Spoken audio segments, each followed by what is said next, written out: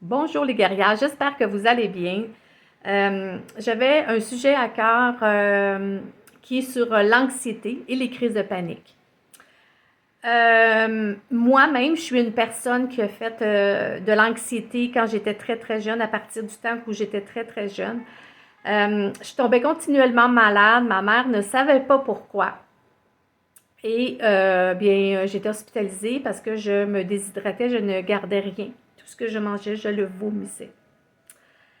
Et les médecins avaient eu comme diagnostic, avaient donné à ma mère comme diagnostic que j'étais un enfant qui absorbait trop, comme une éponge, et que je m'inquiétais de tout ce qui se passait alentour, toutes les personnes qui apportaient quelque chose, je le mettais sur mon dos et je pensais en adulte au lieu de penser à un enfant de 5 ans. Mais moi, avec le recul, je suis capable de constater que, là on parle en 1969-1970, ce qui est de l'anxiété, c'était quelque chose qu'on ne parlait pas. Sur les crises de panique aussi. Aujourd'hui, on parle beaucoup de la santé mentale et à cette époque-là, c'était un sujet qui était très tabou. Donc, c'était comme impossible qu'un enfant pouvait faire des crises d'angoisse à cette époque-là. C'est même pas quelque chose qu'ils ont pu regarder parce qu'à cette époque-là, il n'était pas là au niveau de la psychologie. Et bien, c'est ça. Fait que donc, j'ai grandi avec ça. Et ça a été très, très difficile parce que j'avais toujours à gérer cette anxiété-là, à tout ce qui se passait dans la sphère de ma vie. Puis Dieu sait comment que j'ai vécu des choses difficiles. Fait que donc, l'anxiété a davantage grossi dans ma vie. Quand j'ai accepté Dieu dans ma vie, oui, encore là, j'avais de la difficulté à gérer mon anxiété. Dieu a travaillé mon cœur et je peux vous dire que les crises de panique et l'anxiété, c'est à vie le travail qu'on a à faire. Vous savez, l'anxiété, c'est un malaise d'appréhension, une peur que la plupart du temps, tout ce qu'on va imaginer dans notre tête n'arriveront pas. Mais c'est des choses, on s'imagine des choses, puis on rentre là-dedans, puis ça devient gros, ça devient tellement gros que ça prend toute la place. Fait que tout ce qui est alentour, on n'apprécie plus ce qui est alentour parce qu'on est pris dans notre anxiété. On est lié par notre anxiété. Toute chose peut devenir anxieux pour une personne qui est très, très, très, très fragile à ça. Toute chose peut devenir anxieux. Moi, il y avait des faiblesses dans certaines choses. Moi, c'était l'insécurité, beaucoup l'insécurité. Parce que j'avais vécu beaucoup l'insécurité. Fait que c'était quand je me retrouvais dans une situation d'insécurité, j'étais comme sur la panique, puis je m'imaginais plein de choses, puis c'est vraiment difficile à vivre, c'est noir. L'anxiété, c'est noir. L'anxiété ne vient pas de Dieu. L'anxiété, c'est l'ennemi se sert de cette porte-là qui est ouverte par notre faiblesse. Et quand je pense à ça, je vais vous raconter l'histoire dans la parole de Dieu sur Saül. Saül, dans 1 Samuel 16, attendez une minute, je ne vous lirai pas tout parce que c'est quasiment un chapitre au complet, 16 de 14 à 23, nous dit que Dieu communiquait avec Saül, l'Éternel, dans l'Ancien Testament avant que Jésus vienne, parce que Jésus est maintenant l'intermédiaire. Et Saül a désobéi. Saül s'est obstiné à ne pas écouter l'Éternel. Et l'esprit de l'Éternel s'est retiré de Saül et il y a eu un mauvais esprit qui est rentré dans Saül et Saül se sentait continuellement agité. Il était troublé. Saül se sentait en dépression. Saül était au désespoir. Saül avait l'âme qui n'allait pas bien. Puis il ne savait pas comment l'exprimer. Alors, il a demandé à ses serviteurs d'aller chercher une personne qui pouvait jouer de la musique, parce que quand il y avait de la musique, il s'est rendu compte que quand il y avait de la douce musique, ça le calmait. Ça faisait que le mauvais esprit partait ou s'éteignait, puis qu'il était capable de fonctionner. Et si vous connaissez l'histoire, vous pouvez aller la voir. L'histoire, c'est vraiment intéressant. Si vous continuez l'histoire, c'est que David s'est présenté devant lui et David jouait de la harpe. Et David a réussi en jouant de la harpe de calmer le cœur et l'âme de Saül qui était complètement angoissé. Où je veux en venir, les guerrières, c'est que moi, comment j'ai fait pour me libérer de cette anxiété généralisée, parce que dès mon enfance, ça a été présent. Donc oui, ça se travaille. Et ce qui a été super, super bon, ce qui m'a aidé et qui m'aide encore, c'est vraiment la louange. Tu sais, vous savez, dans la parole de Dieu, dans Psaume 22:3, Dieu nous dit que Dieu siège au milieu des louanges. Ça veut dire que quand vous faites jouer de la musique ou que vous faites de la louange ou que vous chantez ou que vous mettez de la musique et que vous commencez à louer Dieu, automatiquement, tout ce qui est mauvais, tout ce qui est de l'ennemi, tout ce qui n'est pas de Dieu recule devant la louange. Alors, je voulais vraiment vous connecter au roi Saül, que je trouve super intéressant. Il y a même des commentateurs qui disaient que c'était une sorte d'angoisse, cet mauvais esprit-là qu'il y avait, d'angoisse et d'anxiété. Donc, je voulais relier ça à la parole de Dieu, que Saül avait déjà vécu cette situation. Et oui, dans ce temps-là, on perd la paix de Dieu, on n'est plus capable de prier, plus capable de lire la parole parce que c'est juste les pensées, c'est juste le hamster qui tourne puis il n'y a rien d'autre. Guerrière, quand vous tombez en situation de crise ou que vous faites de l'anxiété, il y en a que ça va être en situation de crise, puis il y en a d'autres, ça va être juste de l'anxiété. Si vous tombez dans l'anxiété ou situation de crise, mettez de la louange. Allez sur YouTube, mettez de la louange du Seigneur, juste de la louange, asseyez-vous et arrêtez-vous. Arrêtez-vous un temps et je sais que ça va être difficile de vous déconnecter de vos pensées parce que c'est trop intense, mais essayez de vous déconnecter puis de juste embarquer sur cette louange-là un temps, de lever la voix puis d'essayer de rendre gloire à Dieu. Je sais que c'est pas facile, c'est un travail de vie, mais commencez par mettre un petit peu de louange. Vous allez voir, ça va faire une différence. Comme je vous dis, la parole de Dieu, Dieu siège au milieu des louanges. Alors Dieu ne peut pas être là. Dieu, quand vous louez, il est assis devant vous. Il est assis parmi les louanges. Alors ça l'apaise. La louange, ça l'apaise. Ça délivre. Ça a un pouvoir autant que la prière. La puissance de la louange, si les gens sauraient comment la louange a une puissance, autant que la prière et peut-être même plus, ça chasse tout mauvais esprit et ça calme l'âme. Une autre chose que je veux vous avertir ou de faire attention, c'est que les personnes qui font de l'anxiété, il y a toujours une porte qui est ouverte. Hein? Comme je vous dis, l'ennemi va toujours rentrer dans votre faiblesse. Quand on se rebelle, quand on n'a pas d'humilité et quand on n'a pas d'obéissance envers ce que Dieu nous demande, on rouvre une très, très, très grande porte à l'anxiété et aux crises de panique. La désobéissance et la rébellion fait que les crises de panique vont être beaucoup plus grandes. Si vous vous consacrez davantage au Seigneur et que tout cet orgueil et toute cette humilité-là, vous savez, la parole de Dieu dit celui qui veut être plus haut sera abaissé et celui qui veut être abaissé sera plus haut aux yeux de Dieu, sera élevé. Celui qui s'abaisse sera élevé, nous dit dans Matthieu 23, je crois 12. Donc, on a une autorité envers le diable, une puissance autorité envers le diable. Et cette autorité-là, c'est de ne pas se rebeller, c'est de ne pas désobéir parce que ça rouvre une porte à l'anxiété. Quand on obéit au Seigneur, on a automatiquement la paix dans notre cœur. Quand on y va sur l'humilité, au lieu de vouloir se lever, ben ça fait que ça fait moins de conflits et on se retrouve plus cœur à cœur avec Dieu. Alors, on a une autorité sur Satan, mais on a une autorité d'engagement avec le Seigneur qui va faire que vos crises d'anxiété vont être... Moi, je ne veux pas dire là, que les gens qui font de la crise d'anxiété là, sont moins spirituels. C'est pas ça que je veux dire, mais pas du tout. Mais pas du tout. Vous pouvez être très proche de Dieu, mais sauf qu'il y a peut-être des choses dans votre vie qui n'a pas été fait puis qui peut faire toute la différence. Puis c'est ce que je viens, c'est ce que je viens c'est ce que je viens vous enseigner, vous démontrer par ma propre expérience.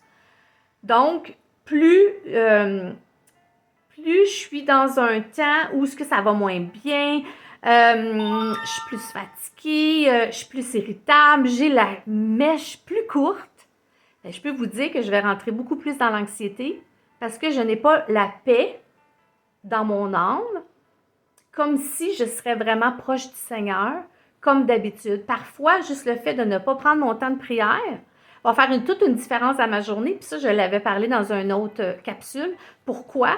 Parce que j'ai cette agitation-là qui revient constamment.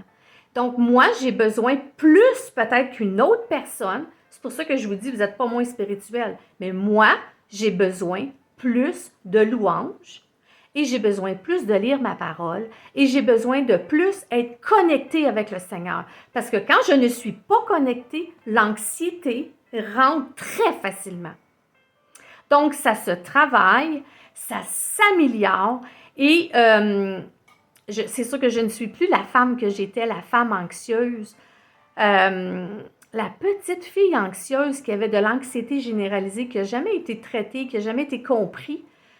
Mais c'est en acceptant Dieu, puis avec mon expérience de vie, mais avec mon expérience spirituelle, mon cœur à cœur avec Dieu, c'est ce qui a fait que j'ai réalisé qui était Suzanne sans Dieu et qui était Suzanne avec le Seigneur.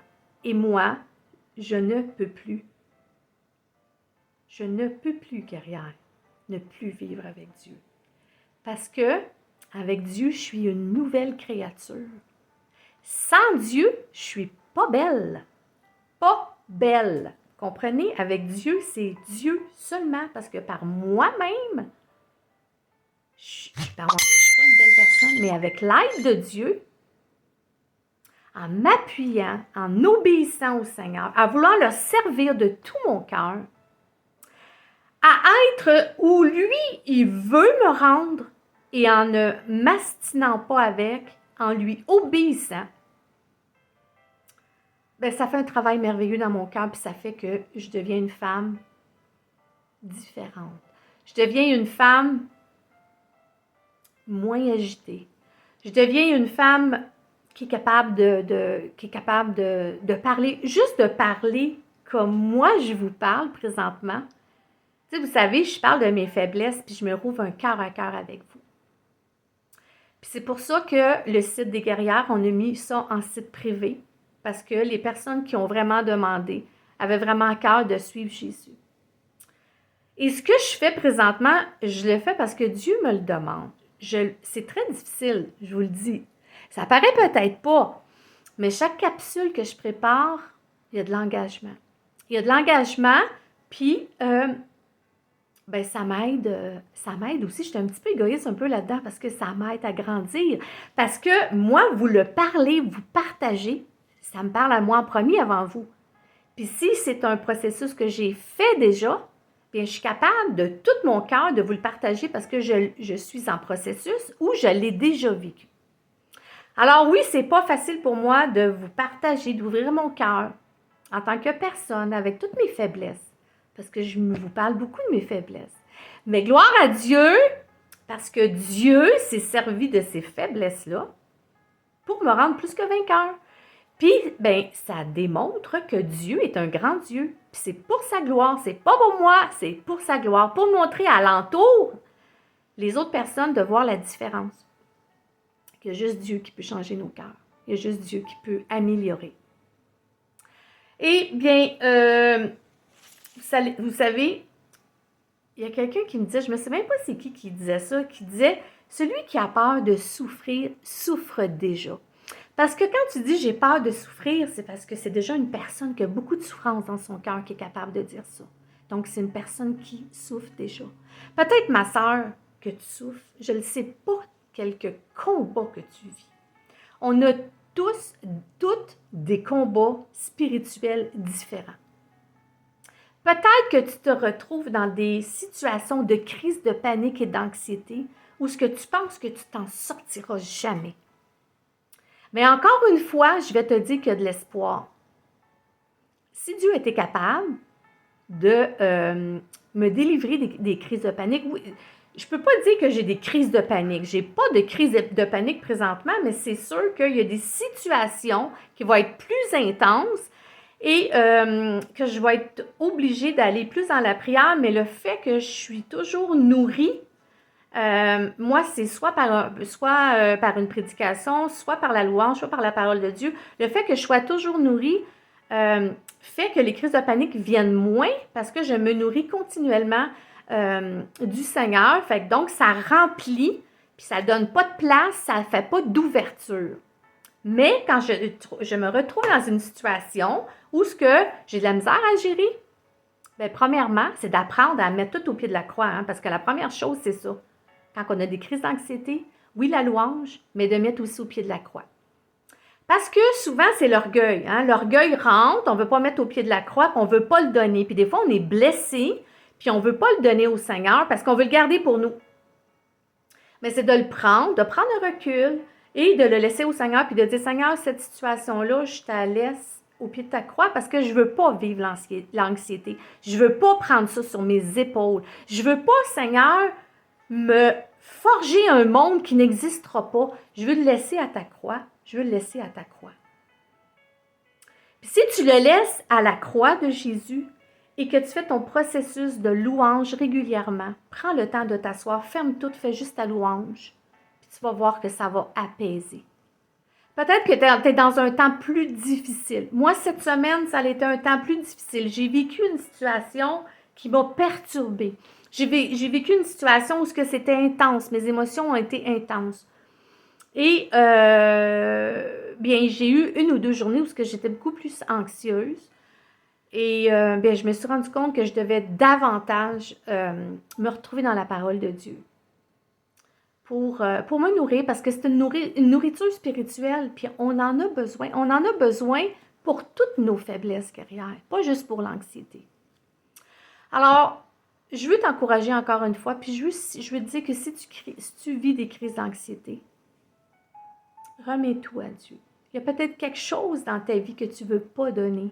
Il y a peut-être quelque chose que tu ne pardonnes pas, que tu ne veux pas donner aussi au Seigneur. Ça rouvre tes portes. L'obéissance. C'est un remède, l'obéissance. L'obéissance à Dieu et le pardon, c'est un remède. J'en ai déjà parlé. Alors, mets toutes les chances de ton côté avec Dieu, parce que avec Dieu, nous ferons des exploits. Est-ce que j'avais quelque chose d'autre à vous apporter? On est déjà rendu à 18 minutes, faudrait que j'arrêterais.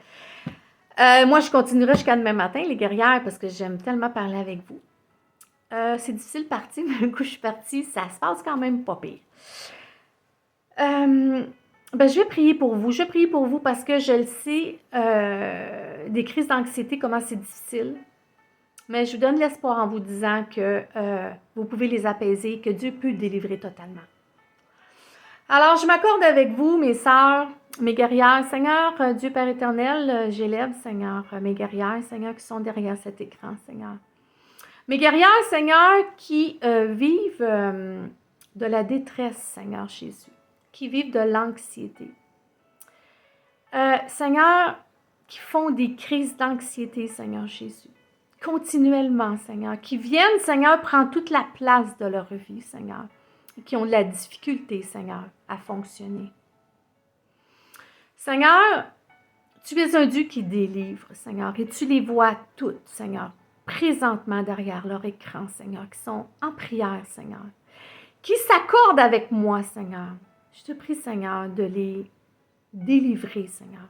De les délivrer, Seigneur, dans le nom de Jésus-Christ de Nazareth, Seigneur, de tout esprit d'anxiété qui viennent les lier, Seigneur, et les empêcher, Seigneur, d'être victorieuses. Seigneur, ils sont liés comme des menottes, Seigneur, aux mains, aux poignets, Seigneur. Je te demande, Seigneur, de venir les délier, afin qu'ils puissent avoir cette liberté en toi, Seigneur. Et Seigneur, qu'ils puissent, Seigneur, s'approprier la louange, Seigneur, pour les aider dans cette situation, Seigneur, d'anxiété. Seigneur, je sais que tu es un Dieu qui délivre, Seigneur. Alors, Seigneur, touche, Seigneur, chacune d'eux, Seigneur, d'une façon particulière, Seigneur. Fais un miracle, Seigneur, dans leur vie. Qu'à partir de maintenant, mes guerrières, l'anxiété puisse disparaître au nom de Jésus. Amen. Mes guerrières, je vous aime. Je prie pour vous continuellement. La vie chrétienne, c'est un combat. Mais j'aime mieux combattre avec mon Dieu que combattre sans Dieu. Parce que sans Dieu, nous sommes finis, nous sommes perdus. Alors, bien, j'espère que ça vous a fait du bien. Je vous aime. Soyez bénis. On se revoit, Dieu voulant, mercredi prochain pour un autre sujet que Dieu mettra sur mon cœur. Bye! Je vous aime!